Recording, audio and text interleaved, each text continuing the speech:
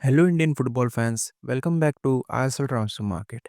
तो आज हम सबसे पहले बात कर लेते हैं केरला ब्लास्टर्स के new foreign signing 30 year old defensive midfielder Dusan Lagator के बारे में। तो मैं आप सभी को बता दूं कि दुसान लास्टली हंगरी के टॉप टायर क्लब के लिए खेल रहे थे और वहां पर वो रेगुलर स्टार्टर थे क्लब के लिए। और दुसान लेगतार मैं आप सभी को बता दूं कि इंडियन मार्केट में पिछले 2 साल से अवेलेबल थे और फाइनली अब जाके केरला ब्लास्टर्स ने उनकी साइनिंग कंप्लीट की है। और केरला ब्लास्टर्स ने उनके लिए 80 लाख का ट्रांसफ़र फ़ी भी पे किया है और मेरे हिसाब से ये काफ़ी बढ़िया साइनिंग है, क्योंकि अगर आप दूसन के एक्सपीरियंस को देखें तो काफ़ी बढ़िया एक्सपीरियंस है उनके पास। और केबीएफसी के लिए वो काफ़ी इंपॉर्टेंट प्लेयर साबित होंगे second half of the season में। और मैं आप सभी को बता दूं कि दूसन को अगर केरला ब्लास्टर्स लेके आइए तो उनको एक फॉरेन प्लेयर अनरजिस्टर करना पड़ेगा। तो सुनने में आ रहा है कि अलेक्जेंडर कोएफ को केरला ब्लास्टर्स प्लान कर रही है उनको अनरजिस्टर करने का। और सुनने में आ रहा है कि उनको लोन भी कर सकते हैं किसी इंडियन सुपर लीग क्लब या फिर आई लीग क्लब में। अब देखने वाली बात रहेगी कि Alexander Coeff second half of the season किस क्लब के लिए खेलते हैं, या फिर वो सिर्फ अनरजिस्टर्ड रहकर केरला ब्लास्टर्स के साथ ही रहे। और एक और अपडेट निकल के आ रही है केरला ब्लास्टर्स फैंस के लिए कि केरला ब्लास्टर्स हो सके तो अभी एक और फॉरेन प्लेयर की साइनिंग कंप्लीट कर सकती है। फिलहाल केबीएफसी का मैनेजमेंट इंटरेस्ट दिखा रहा है एक और फॉरेन प्लेयर को साइन करने के लिए। हालांकि अभी इस पे कोई कंफर्मेशन नहीं आई है, लेकिन सुनने में ऐसा ही आ रहा है कि केबीएफसी एक और फॉरेन प्लेयर को साइन कर सकता है। अब देखने वाली बात रहेगी कि अगर केरला ब्लास्टर्स एक और फॉरेन प्लेयर को साइन करता है तो उसकी जगह किसको रिप्लेस करेगा।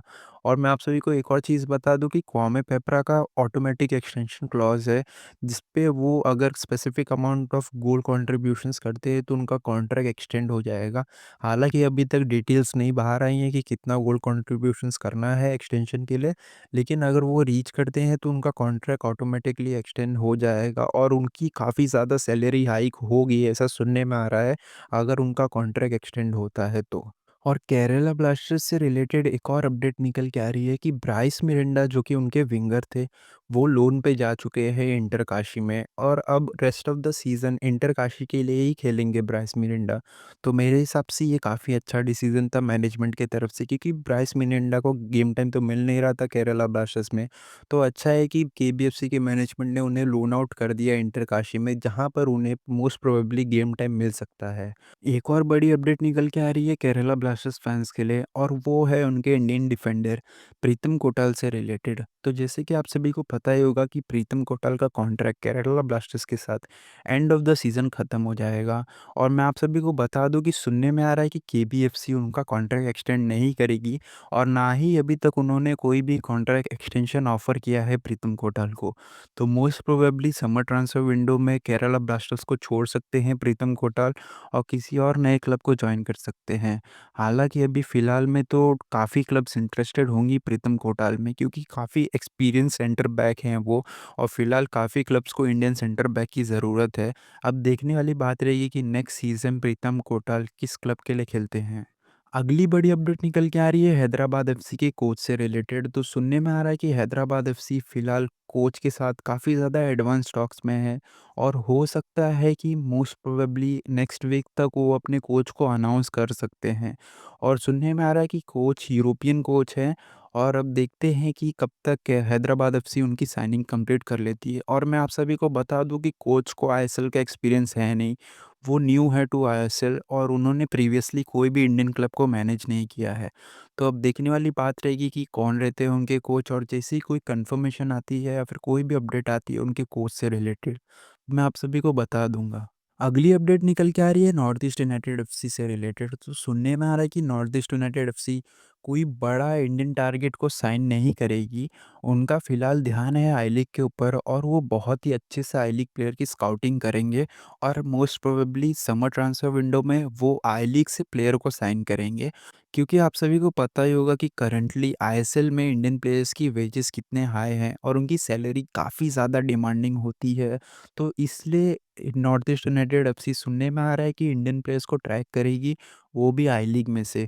और आई लीग में इंडियन प्लेयर्स की सैलरी उतनी ज़्यादा होती ही नहीं है कंपेयर टू आईएसएल, और क्वालिटी में भी उतना ज़्यादा डिफरेंस तो होता नहीं है, और काफ़ी अच्छा गेम टाइम मिला रहता है आई लीग में इंडियन प्लेयर्स को। और इसलिए शायद नॉर्थ ईस्ट यूनाइटेड एफसी की मैनेजमेंट ने डिसाइड किया है कि वो आई लीग से ही इंडियन प्लेयर को साइन करेंगे। अगली बड़ी अपडेट निकल के आ रही है चेन्नई एफसी फैंस के लिए। तो सुनने में आ रहा है कि फारूक चौधरी, जिनका कॉन्ट्रैक्ट ख़त्म हो गया था चेन्नई एफसी के साथ, वो कॉन्ट्रैक्ट एक्सटेंड करने वाले हैं चेन्नई एफसी के साथ। लेकिन चेन्नई एफसी और फारूक चौधरी करंटली लुकआउट कर रहे हैं मार्केट में। जो भी अगर उनमें इंटरेस्टेड हो तो ट्रांसफ़र फ़ी पे करके फारूक चौधरी को साइन कर सकता है। ऐसा चेन्नई एफसी की मैनेजमेंट और फारूक चौधरी दोनों चाहते हैं। और चेन्नई एफसी उनको एज़ अ फ्री एजेंट छोड़ना नहीं चाहती है, तो इसलिए उनका कॉन्ट्रैक्ट एक्सटेंड करेगी मोस्ट प्रोबेबली चेन्नई एफसी। अब देखने वाली बात रहेगी कि कौन-सी क्लब इंटरेस्ट दिखाती है उनको साइन करने में, वो भी ट्रांसफ़र फ़ी पे करके।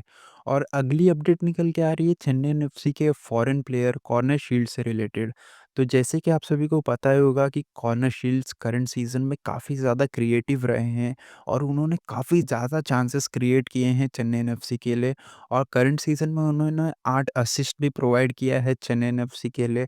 और अब सुनने में आ रहा है कि कुछ क्लब्स हैं, यानी कि 4 से 5 ऐसे क्लब्स हैं जो कि इंटरेस्टेड है कॉर्नर शील्ड्स को साइन करने के लिए उनके करंट परफॉर्मेंस को देखकर। और सुनने में आ रहा है कि बिडिंग वॉर होने वाला है कॉर्नर शील्ड्स को साइन करने के लिए, क्योंकि उनका परफॉर्मेंस है ही इतना बेहतरीन करंट सीज़न में चेन्नई एफसी के लिए।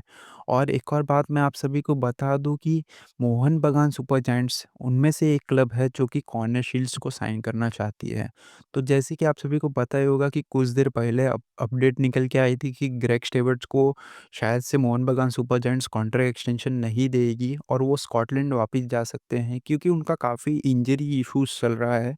तो वो उनकी जगह रिप्लेसमेंट में मोहन बगान सुपर जायंट्स शायद से कॉर्नर शील्ड्स को साइन कर सकती है, ऐसा सुनने में आ रहा है। हालाँकि 4 से 5 ऐसे क्लब्स होंगी जो कि इंटरेस्टेड होंगी कॉर्नर शील्ड्स को साइन करने के लिए। लेकिन अगर मोहन बगान रेस में आएगी तो मुझे लगता है कि मोस्ट प्रोबेबली मोहन बगान सुपर जायंट्स ही कॉर्नर शील्ड्स की साइनिंग कंप्लीट करेगी। हालाँकि इस पे कोई कन्फर्मेशन आया नहीं है अभी तक। जैसे ही कोई और अपडेट निकल के आती है इससे रिलेटेड तो मैं आप सभी को बता दूँगा। और मोहन बगान सुपर जायंट्स से रिलेटेड एक और अपडेट निकल के आई है कि मोहन बगान सुपर जायंट्स इंटरेस्टेड है एक इंडियन सेंटर बैक को साइन करने के लिए, और वो चाहते हैं कि वो किसी यंग इंडियन सेंटर बैक को साइन करे, जिसको कि फ़िलहाल में इंडियन सुपर लीग खेलने का एक्सपीरियंस हो लेकिन वो यंग हो। तो अब देखने वाली बात रहेगी कि मोहन बगान सुपर जायंट्स की मैनेजमेंट किस इंडियन सेंटर बैक को टारगेट करती है समर ट्रांसफर विंडो में। हालांकि उतने क्वालिटी यंग सेंटर बैक्स तो अवेलेबल हैं नहीं इंडियन मार्केट में जिनको कि इंडियन सुपर लीग का एक्सपीरियंस हो, काफ़ी लिमिटेड प्लेयर्स हैं। लेकिन अच्छी क्वालिटी तो अवेलेबल है, काफ़ी लिमिटेड प्लेयर्स भले ही हों। तो अब मोहन बगान सुपर जायंट्स पूरी कोशिश करेगी अच्छे से अच्छे इंडियन सेंटर बैक को साइन करने के लिए। हालाँकि अभी किसी का भी नाम बाहर नहीं आया है, तो जैसे ही कोई अपडेट आएगी मैं आप सभी को बता दूँगा। अगली और लास्ट अपडेट निकल के आ रही है मुंबई सिटी एफसी के विंगर बिपिन सिंह से रिलेटेड।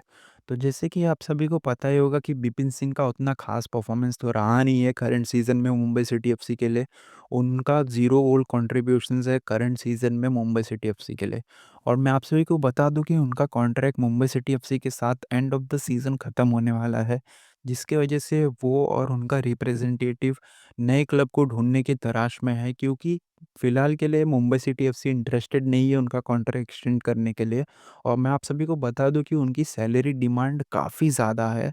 उनके एजेंट ने या फिर कह सकते हो उनके रिप्रेजेंटेटिव ने 5 करोड़ की सैलरी डिमांड की है 3 इयर्स के लिए। अब देखने वाली बात रहेगी कि कौन-सा क्लब उनको इतना हाई पे करके उनको साइन करता है। मुझे तो नहीं लगता है कि कोई क्लब उनको साइन करना चाहेगा इतनी हाई वेजेस पे, क्योंकि उनका करंट परफॉर्मेंस अगर आप देखें मुंबई सिटी एफसी के लिए उतना ज़्यादा रहा नहीं है अच्छा। और उनकी एज भी एक कंडीशन हो सकती है, क्योंकि अब वो 29 ईयर्स के हो चुके हैं और वो 3 ईयर्स का कॉन्ट्रैक्ट साइन करना चाहते हैं, तो एंड ऑफ द कॉन्ट्रैक्ट वो 32 ईयर्स के हो जाएंगे। और किसी भी एजेड प्लेयर को, वो भी इंडियन एजेड प्लेयर को जिसकी फॉर्म इतनी अच्छी ना हो, कोई भी क्लब उनको 5 करोड़ के डील पे साइन नहीं करना चाहेगी। अब देखते हैं कि बिपिन सिंह नेक्स्ट सीज़न किस क्लब को जॉइन करते हैं। वीडियो अच्छी लगी तो वीडियो को लाइक करें, चैनल पर नए हो तो चैनल को सब्सक्राइब करके बेल नोटिफिकेशन को ज़रूर से दबा दें।